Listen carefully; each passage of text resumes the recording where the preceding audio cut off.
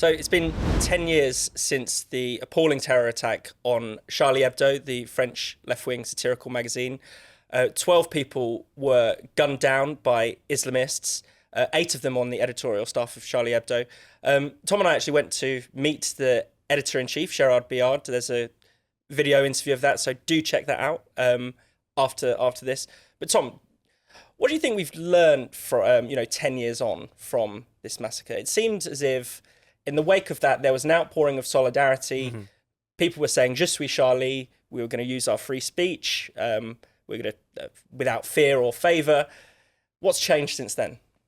Well, unfortunately, not a lot. If to the extent things have changed, I think the culture of cowardice around the question of blaspheming against Islam, upsetting Islamists, has gotten even more overwhelming and suffocating.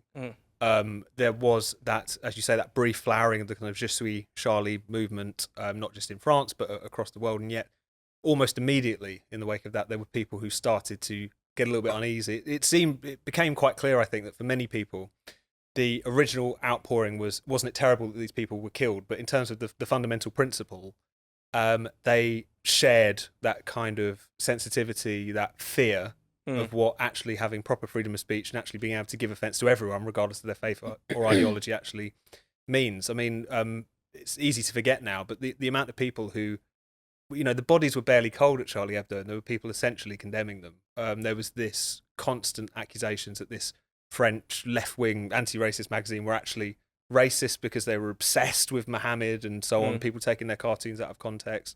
There was the PEN America debacle where Charlie Hebdo was being given this Courage Award, and then 200 of their members, some of them very prominent authors, Michael Ondaatje and Joyce Carol Oates and others, signing this letter which essentially called Charlie Hebdo racist, which said that they were drawing these cartoons as a way of intentionally demeaning French Muslims.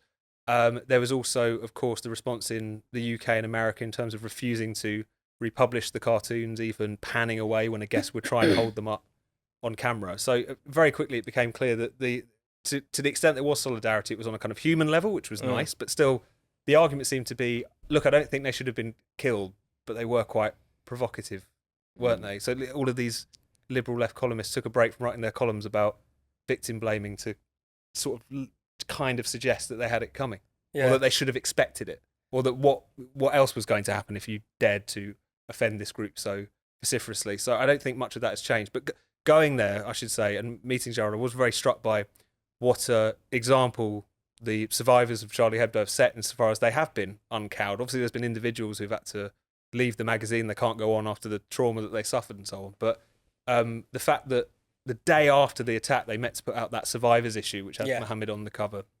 The fact that they would periodically republish the cartoons whenever someone associated with the attack would be on trial. The fact that they've got this new anniversary edition out where they had this cartoon competition on the theme of blasphemy and so on. It's just that commitment to, despite what they've been through, still continuing to properly kind of live free speech and really kind of embody that sense of we cannot give any quarter to this, was really inspiring, and I think is an example that we should follow, even if not many people are at this point. Yeah, Emily, what are your thoughts? Well, I think the reason why people don't want to follow suit and show the picture of Mohammed in solidarity and people continue to cower is because being called Islamophobic is a very scary thing to be called, because you may feel in this society, because Islamist terrorism is a real threat, you may feel as though you've got a target on your back. Yeah. So people can applaud for a couple of days and say "Je suis Charlie" and make sure they're backing these people who died so horrifically, but then actually it's, oh God, am I going to become a target if I then pursue to try and show solidarity? I do the same thing. I think we do live in a world where it feels like that. Yeah. You can become a target if you are labelled Islamophobic. But I think in this country we continue to have the same problem, don't we? We have a woman hauled before the community because her son scuffed a Quran at school. I think she covered her head for that meeting. You have obviously Batley Grammar School, that teacher still in hiding because he showed a picture of Mohammed in an RE lesson. I mean, there are many stories like this. Yeah. And we don't really have free speech in this country, as you know. Yeah. And, So, yeah. and it seems that rather than cracking down or taking on the Islamists that are causing this threat, the current government is more interested, or is at least considering, in banning Islamophobia, actually, you know, in a way giving succour to those who would make these threats. I don't understand why they don't want to protect the Muslims who come out and speak against this type of thing. Yeah. They very much exist in this country. Yeah. Yes, there are ex-Muslims as well, but there are practicing Muslims who come out and say, you know what, I do not back any of this stuff, believe in free speech, but those voices aren't amplified. But then they're putting a target on their back. And I think one of the things that Gerard, the editor of Charlie Hebdo, one of the points he made really well when we were talking to him is that, you know, the real racism here is the assumptions that Muslims should be treated differently. Yeah. That Muslims cannot take a joke, cannot have a debate about these issues. That's where the real racism lies, not in actually making criticisms of Islam. Because, you know, criticisms have to be made of all dogmas and beliefs. Exactly, especially because blasphemy is the foundation of freedom of speech. It was, you know, people who are willing to mock gods, prophets, clergymen, etc., which created the freedoms that we're all enjoying today. So to ignore that is and to forget about that is a tremendous betrayal. And it's also the fact that another point you made very well was the sense that the primary target of Islamism, certainly globally, is Muslims. Yeah.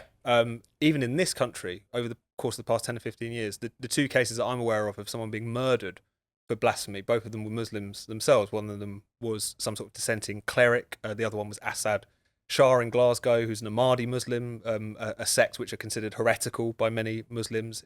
He was again stabbed and beaten to death in his own shop. So when people give in to these demands to censor, they're also throwing those people under the bus as well. Yeah. So it's one of those things where, for whatever reason, people would rather just acclimatise themselves to this state of affairs rather than fight it. And I get the fear to an extent, but at the same time, if everyone showed that bit more bravery, you spread the risk around.